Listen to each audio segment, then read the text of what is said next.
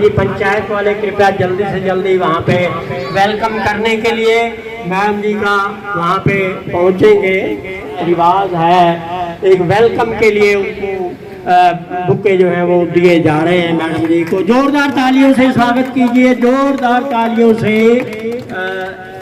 जागर सिंह जी सेठी साहब जो कि हमारे पैट्रन हैं रिटायर्ड यूनियन के, उन्होंने बुके भेंट किया मैडम जी को। तो हाँ जी, भारतीय जनता पार्टी जिंदाबाद जिंदाबाद।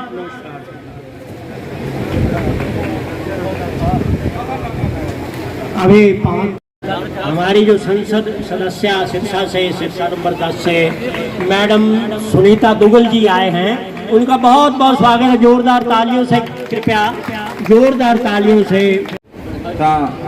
ਅੱਜ ਫੇਰ ਆਪਾਂ ਨੂੰ ਜ਼ਰੂਰਤ ਹੈ ਕਿ ਆਪਾਂ ਜਿਹੜੇ ਵਿਕਾਸ ਦੇ ਕੰਮ ਕੋਈ ਰਹਿੰਦੇ ਨੇ ਕੋਈ ਬਾਕੀ ਨੇ, ਕਿਉਂਕਿ ਕੋਈ ਇਲੈਕਸ਼ਨ ਹੁਣ ਭਾਵੇਂ ਪੰਚਾਇਤੀ ਇਲੈਕਸ਼ਨ ਹੋਣ ਵਾਲੇ ਆ ਕਿ ਉਹ ਅਲੱਗ ਵਿਸ਼ਾ ਹੈ।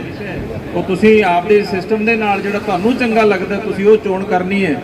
ਤਾਂ ਮੈਂ ਇਹਨਾਂ ਦਾ ਧੰਨਵਾਦ ਕਰੂੰਗਾ ਕਿ ਸਾਡੇ ਲਈ ਇਹਨਾਂ ਨੇ ਸਮਾਂ ਕੱਢਿਆ। ਤੁਸੀਂ ਕਾਫੀ ਟਾਈਮ ਦੇ ਬੈਠੇ ਹੋ, ਮੈਂ ਤੁਹਾਡੇ ਵਿਚਕਾਰ ਜ਼ਿਆਦਾ ਸਮਾਂ ਲੈ ਗਿਆ, ਮਾਫੀ ਚਾਹੂੰਗਾ। ਤੇ ਇੱਕ ਵਾਰ ਤੁਹਾਡਾ ਸਾਰਿਆਂ ਦਾ, ਭੈਣ ਜੀਆਂ ਦਾ ਬਹੁਤ ਬਹੁਤ ਧੰਨਵਾਦ। बहुत बहुत धन्यवाद। बहुत बड़ा गांव है ये दड़बी गांव, और पहले भी मुझे मौका मिला यहाँ पर आने का, और बहुत दिनों के बाद अब मुझे फिर से मौका मिला है। मेरी बहुत इच्छा थी कि मैं जो इतना प्यार, इतना सत्कार, इतना सम्मान मुझे दड़बी गांव से, कालांवाली हलके से मिला, कि पूरे सिरसा लोकसभा में 9,09,918 वोटों से आपने मेरे को जिताकर बड़ी पंचायत में भेजा, उसके लिए मैं तहे दिल से आपका धन्यवाद करती हूँ। और इसलिए मेरी बहुत दिनों से इच्छा थी कि मैं आप लोगों के बीच में जाकर आप लोगों का धन्यवाद करूं, लेकिन कोरोना की वजह से हम लोग मिल नहीं पाए, मैं आ नहीं पाई, और उसके बाद थोड़ा ये आंदोलन वगैरह हो गया था, इस करके भी मैं नहीं आ पाई, और इसलिए मैं आपको से क्षमा प्रार्थी हूँ। लेकिन जैसे ही मेरे को मौका मिला तो मैं आप लोगों के बीच में आई हूँ, और आपके गांव की जो भी समस्याएं हैं उसके बारे में आप लोगों से जानने आई हूँ, और उन समस्याओं का समाधान करने के लिए आई हूँ। देखिए, सबसे पहले तो मैं आपको इस बधाई देती हूँ कि ये हम कितने अच्छे प्रांगण में बैठे हैं, कितनी अच्छी सड़क है ये, और ये जहाँ तक मुझे लगता है शायद हमारी सरकार में ही बनी हो, है कि नहीं? हमारी सरकार में बनी। कितनी अच्छी सड़क है, आप देखो दूर तक बिल्कुल, अगर हम बिल्कुल साफ सुथरा रखें इसको तो ये बिल्कुल जैसे बाहर के देशों का माहौल है वैसा वैसा लगता है ना। तो मैं तो मुझे बड़ी खुशी है इस बात की कि अब गांव जो है वो गांव जैसे नहीं है, हमारे शहरों जैसे गांव हो गए। और इसी कड़ी में माननीय प्रधानमंत्री श्री नरेंद्र मोदी जी हमेशा ये सोचते रहते हैं कि कैसे अंत्योदय के माध्यम से जो आखिरी छोर पे जो गरीब आदमी बैठा है उसकी कैसे मदद की जा सकती है। माननीय मुख्यमंत्री श्री मनोहर लाल जी भी वो ये नहीं देखते कि इस इलाके से हमारा विधायक बना है कि नहीं बना है, उनको ये है कि भाई सारे विधानसभा हमारे लिए बराबर है।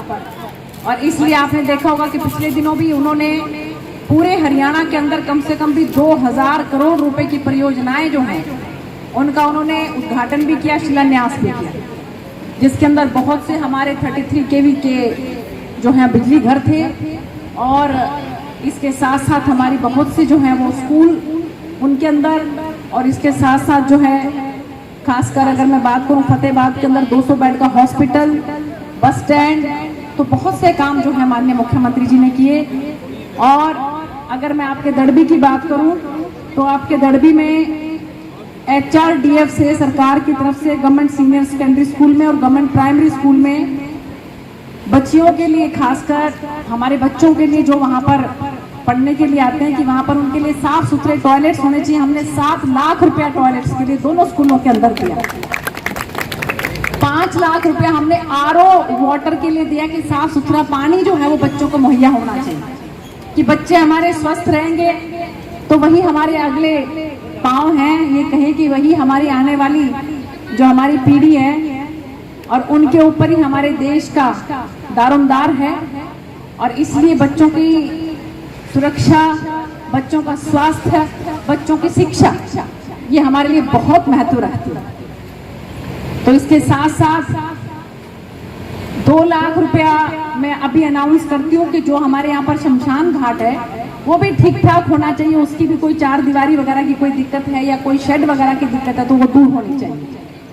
और इसके अलावा भी आप लोग अपने गांव का जो भी काम मुझे बताओगे, हम लोग आपके लिए ही यहाँ पर सरकार के अंदर हैं। हमारी पार्टी कोई परिवार की पार्टी नहीं है कि एक ही परिवार जो है बस उसमें से ही मुख्यमंत्री बनेगा, उसमें से ही उप प्रधानमंत्री बनेगा, उसमें से ही जो है वो उप मुख्यमंत्री बनेगा, उसमें से ही मंत्री बनेगा, ऐसी बात नहीं।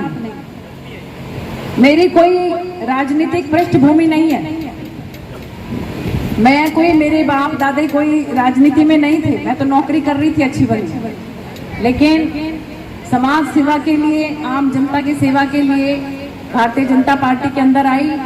और उसके बाद आप लोगों के प्यार से, आप लोगों के सहयोग से, आप लोगों ने जो इतने वोट दिए, पहली बार भारतीय जनता पार्टी का कमल का फूल जो है वो सिरसा के अंदर खिला। 3,09,918 वोटों से आप लोगों ने मुझे जिता के यहाँ से भेजा। 7 लाख से भी ज्यादा वोट मुझे मिले टोटल। तो मैं बहुत आप लोगों की धन्यवादी हूँ और इसी तरह से आप लोगों के बीच में हम आते रहेंगे और जो भी आप लोगों की समस्याएं हैं उनका समाधान करते रहेंगे। 18 तारीख को माननीय मुख्यमंत्री जी भी आ रहे हैं सिरसा में और जनता दरबार लगा रहे हैं भी, जिसकी जो भी समस्या है, किसी भी गांव की, पूरे सिरसा जिले की जो भी समस्या है वो अपनी समस्या को लेकर आए। माननीय मुख्यमंत्री जी हाथ के हाथ उसको सॉल्व करने की, उसका समाधान करने की कोशिश करेंगे। इन्हीं शब्दों के साथ आप लोगों का बहुत बहुत धन्यवाद। जय हिंद, जय भारत, भारत माता की वंदे वंदे वंदे। ये सभी बच्चों के लिए टॉफी है मेरे पास, आ जाओ जल्दी से। बहुत बहुत धन्यवाद मैडम जी आपका।